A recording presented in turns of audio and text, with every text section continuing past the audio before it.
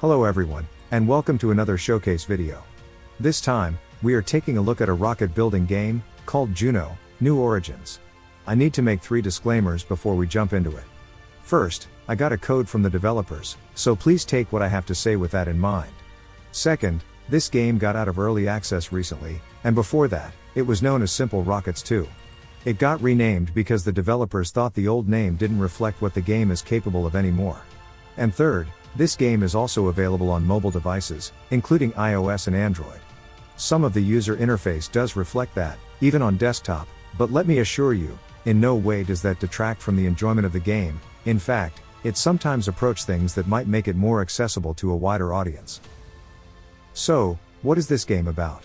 In case the footage running in the background didn't make it obvious, this game is focused on building rockets, planes, and ground vehicles, in order to explore the planets and moons of the star system provided. Let's get the obvious out of the way.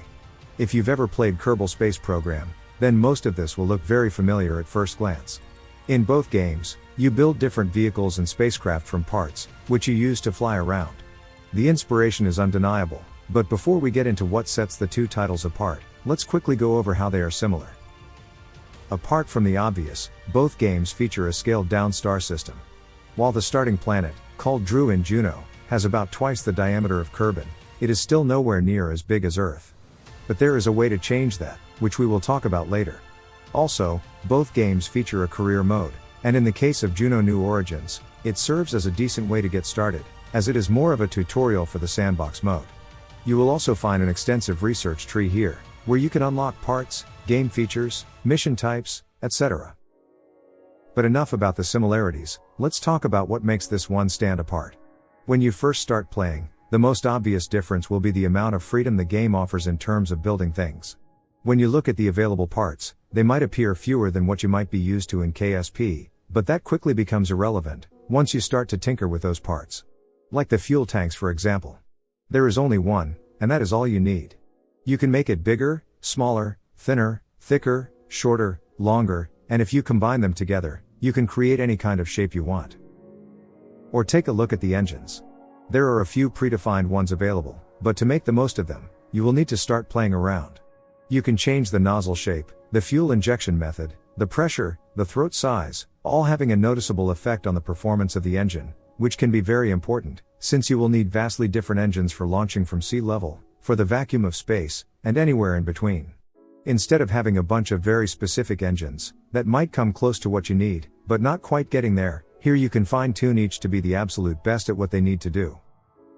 This level of customization can extend to most parts. Solar power collectors can range from a single panel, to a wide array of multiple rows and columns. Landing gear can be changed in ways you would expect, like their size, but you can also alter the angles of the hydraulics, even change the gear on them, so you can go for high RPM, or high torque, it's up to you. It is quite something what you can achieve with the tools provided. You would only need to look at the incredible creations on the official website to get a taste. Incidentally, to download these, you only need to copy a URL they give you, and paste it into the game's designer, and it will automatically download it. Quite a comfortable way of handling this sort of thing. As you might have guessed at this point, Juno New Origins puts a bigger emphasis on building realistic rockets, and even the crew of your crafts, named Drumans, are more human-like, instead of cartoony. They do lose quite a bit of charm and character as a result, but there is simply no way anyone would ever beat the Kerbals in this arena, so why try? The developers only added the career mode recently, and the main focus of the game is undoubtedly the sandbox mode. While the career is a good way to familiarize yourself with the controls and the designer interface, where this game shines is when you are set loose on the star system, and either fly historical missions, like the Apollo landings, or create completely novel space rockets, which will take you to the outer planets. Speaking of taking you places, there is a quite extensive programming interface built into the game. If you are acquainted with the visual language called Scratch, then this one will feel quite familiar. Here, you can create all sorts of instructions for the rocket to follow, all done in a simple to operate drag and drop manner. It will start at the top, and go down the chain, following the script to the letter. It is capable of automating all sorts of tasks. You can create an autopilot, which will launch the craft into orbit without having to touch a single button. Or land it in similar fashion. It is one thing to fly a rocket into space that you built yourself, but add the ability to write a whole autopilot program, and it elevates the experience into a whole other level. The last time I had this much fun programming things was in Stationeers, when I was writing code to automate my base. While the main attraction is the sandbox mode, don't write off the career mode just yet. There is much to enjoy there too. The game is very good at pacing out the different milestones, of which there are many. You can set records for speed, both in air and on land. You can get recognized for reaching higher and higher altitudes, achieving different kinds of orbits, etc. The game also sticks closer to the way real-life space programs went about discovering spaceflight. At first, you only have access to solid fuel rockets, and your budget won't allow you to do anything crazy. You will most likely start out building something similar to what was used in the early days of the space race, like sounding rockets. The game also has 3 separate branches on the tech tree. One for rockets, another for planes, and the third for ground vehicles. If you want, you can completely forego space flight, and focus on perfecting jet engines, or set new land-based speed records.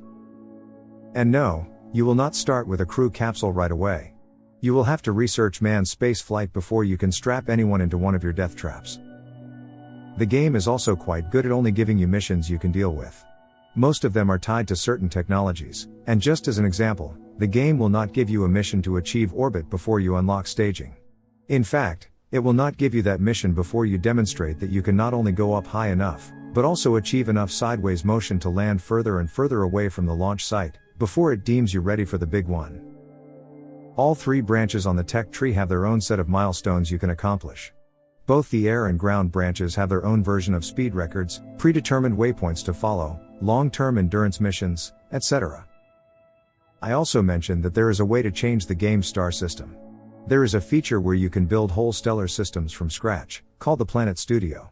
There's even a fully realized solar system available on the official site, with real-life sizes and orbital characteristics, so if you want, you can launch from Earth, and build rockets that are capable of escaping the real-life gravity of our home planet. I suppose that the elephant in the room is the fact that the game is available on mobile devices. As a result, there are a few concessions that had to be made in order to make the game work on less powerful platforms, like iPads. One of these is a less accurate aerodynamics modeling, so don't expect to see a flight simulator level of detail when it comes to this side of the game. Don't get me wrong, it still does an adequate job. And the choice of platforms also made it necessary to rethink the control scheme a little. On PC, you can still control the game with a keyboard, you can even use a joystick if you want. But there is a way to only use the mouse, using those 2 wheels you might have already noticed around the rockets in the footage. You can grab those, turn them to the desired heading, and the rocket will try its best to follow that command. Of course, if the engines aren't strong enough, or if the aerodynamics are out of whack, then it will have a hard time doing so, but it will try. It can be a very convenient way of controlling things, even if you are already used to using the keyboard to steer things around in other similar games. Another concession was the lack of physical interaction between parts on the same vehicle.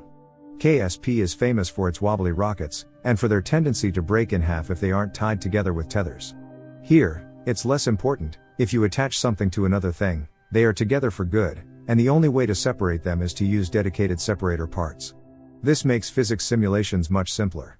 Don't worry, weight distribution is still a thing, so that can still steer things in the wrong direction.